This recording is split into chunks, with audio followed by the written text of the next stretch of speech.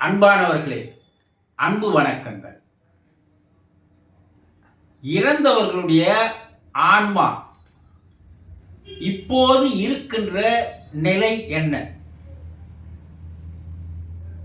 இதை பற்றி நீங்கள் தெளிவாக தெரிந்து கொள்ள வேண்டும். இறந்து போகின்ற எல்லோருடைய ஆன்மாக்கள் இப்போது எந்த நிலையில் இருக்கும் என்று தொடர்ந்து பலர் கேள்வி கேட்டு வருகிறீர்கள்.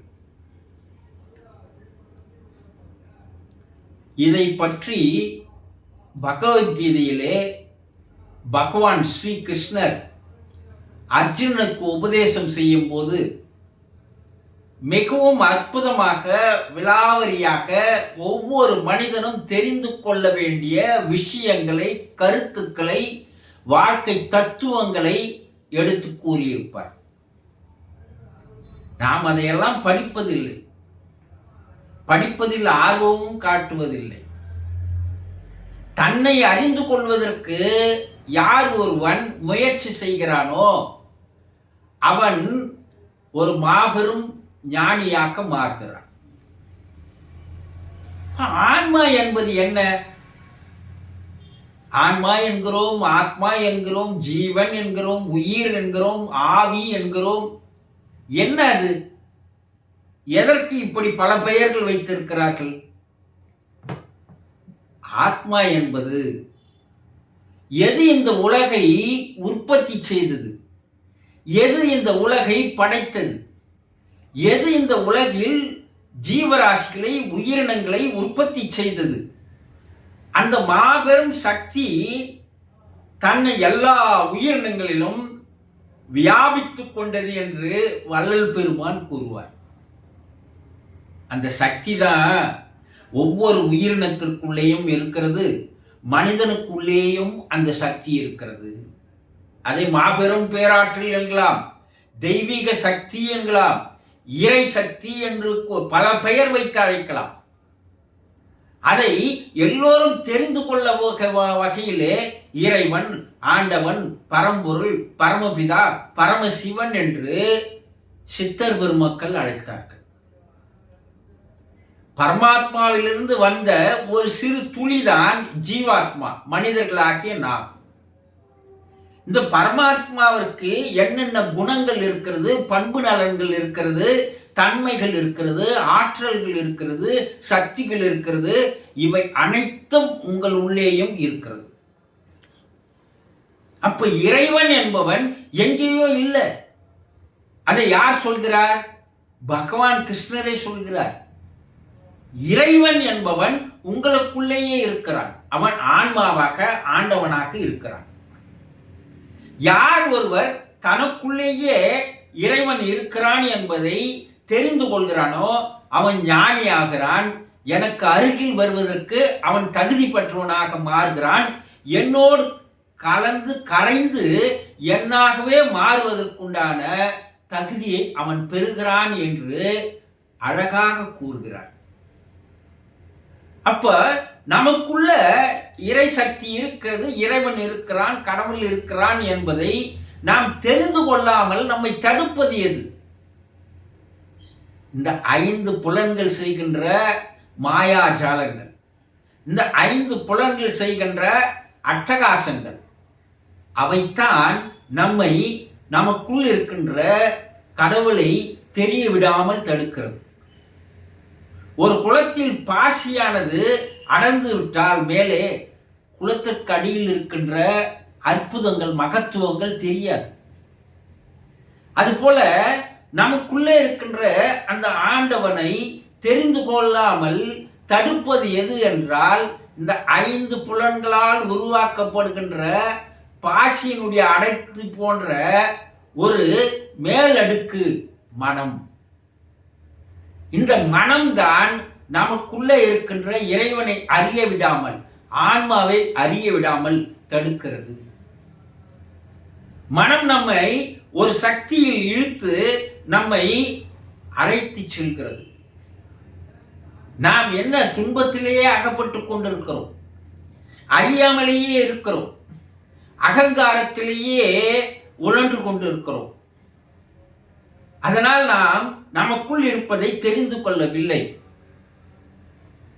இறந்த பின்பாவது அது மேலே போகிறது. அப்பதான் மனம் இல்லையே, அப்ப அந்த ஆன்மாவிற்கு தான் ஆண்டவன் என்பது தெரியுமா என்று நீங்கள் கேட்டால் அப்போதும் தெரியாத நிலையில் தான் இருக்கிறது. அலைகழிக்கப்படுகிறது ஆன்மா. ஏன்? மனமும் உடனே செல்கிறது அல்லவா?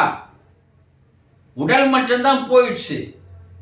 ஆனா இந்த மனம் உங்க ஐம்புலன்களால் உருவாக்கப்பட்ட அந்த பதிவுகள், கர்மாக்கள், வாசனைகள், சமஸ்காரங்கள் என்று சொல்லக்கூடிய அந்த மனமும் உடன் செல்கிறது. இந்த மனம் என்ன பண்ணுது? மேலே இருக்கிற அந்த ஆன்மாவை அப்போதாவது அந்த ஆன்மா தன்னுடைய சுயத்தை வெளிப்படுத்தி கொண்டு இறைவனோடு போய் கலந்து விடுகிறதா என்றால் அது இறைவனோடு போய் கலப்பதற்கு வழி ஏற்படாமல் தடுக்கிறது அந்த மனம். அந்த மனம் கடவுளோடு போய் கரைவதற்கு ஒரு தடையாக இருக்கிறது. எப்போது மனமில்லாது மனிதர்கள் தன்னை உயர்த்தி கொள்கிறார்களோ, மனத்தை இறக்க செய்கிறார்களோ, மனமில்லாத நிலையை அடைகிறார்களோ, அப்போது ஆன்மா சுதந்திரமாக விடுதலை பெறுகிறது. அது மோட்சத்தை நோக்கி செல்கிறது என்று சொல்வார்கள்.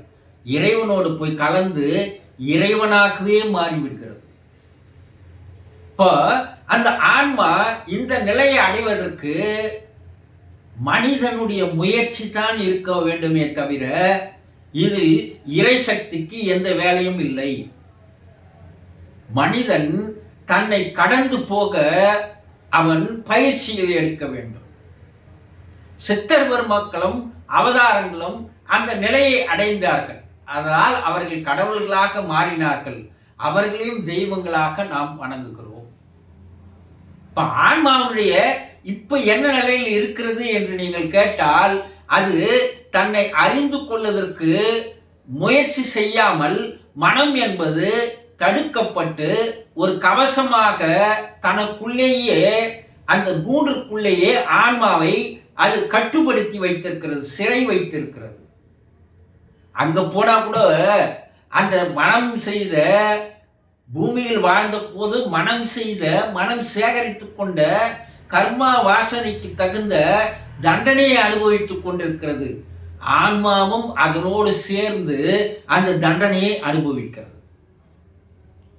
அப்போ இப்ப இறந்தவர்களுடைய ஆன்மா எந்த நிலையில் இருக்கும் என்றால் அது தன்னை வெளிப்படுத்திக் கொள்ள முடியாத நிலையில் அது இருக்கிறது.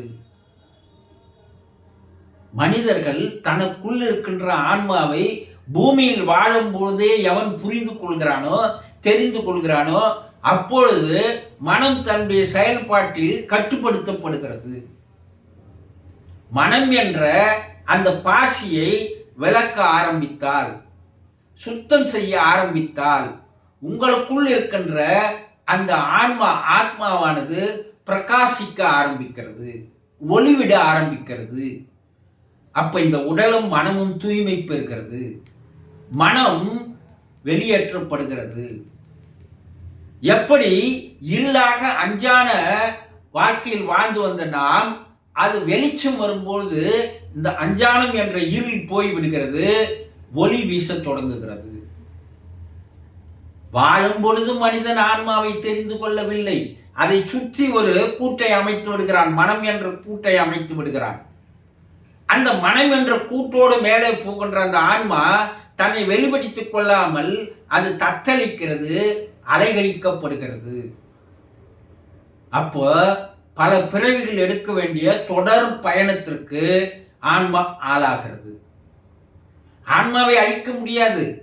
ஆன்மாவுக்கு அழிவு என்பது இல்லை. அது எங்கிருந்து வந்ததோ அங்கேயே போய் சேர வேண்டியதுதான் அதனுடைய கடைசி நிலை. அதுதான் மோட்சம், விடுதலை, வீடு பேறு என்று பல பெயர் வைத்து அழைத்தார்கள். அப்போ இறந்தவர்களுடைய ஆன்மா மேல்நிலையில் இப்பொழுது தன்னை வெளிப்படுத்திக் கொள்ள முடியாமல் சிறை வைக்கப்பட்டு மனம் என்ற ஆட்சிக்கு அது அடிமைப்பட்டு மனத்தோடு சேர்ந்து அதுவும் அல்லல் படுகிறது, அலைகழிக்கப்படுகிறது. மறுபடியும் ஒரு பிறப்பு எடுக்கும் போதும் அந்த ஆன்மாதான் வருகிறது.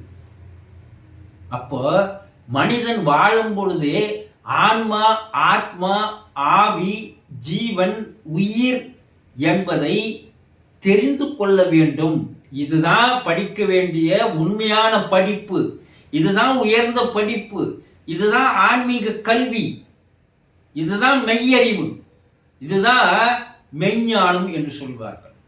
அப்ப இறந்தவர்களுடைய ஆன்மா அங்கே கட்டுப்பட்டு இருக்கிறது, தத்தளித்துக் கொண்டிருக்கிறது என்பதை புரிந்து கொள்ளுங்கள். புரிந்து கொண்டீர்களா? சந்தோஷம்.